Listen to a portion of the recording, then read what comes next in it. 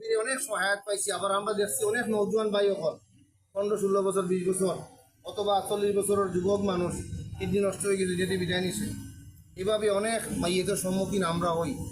এই সবগুলোই প্রমাণ করে যে আপনার আমার যে কোনো মুহূর্তে ডাকাইতে পারে। এই অবস্থাতে আপনার আমার দায়িত্ব হলো আমাই ইউরিদ সওয়াবাদ দুনিয়া নতিহি মিনহা। আমি দুনিয়ার নিয়তে যত আমল আখলাক করম, যত চেষ্টা সাধনা করম, এগুলো আপনি দুনিয়াতে পাইবা। আমাই ইউরিদ সওয়াবাল আখিরা নতিহি মিনহা। আর যদি আপনি আখিরাতের জন্য করইন, আল্লাহর সন্তুষ্টির জন্য করইন, তাইলে আপনি মরার পরে হইতেই পাইবা আল্লাহর পক্ষ থেকে আপনি এই আমল নামার একটা জাজা পাইবা। হাজিরিন, এই জন্য আমরা প্রত্যেকটা কাজের জন্য আমরা নিয়তটারে সহি করি।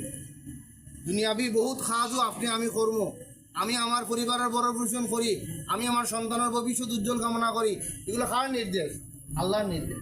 এগুলো যাতে শরীয়ত সম্মত হয়, এই জন্য সবসময় আল্লাহর সন্তুষ্টি এবং আপনি আমার জিম্মাদারি যাতে পালন করার চেষ্টা করব।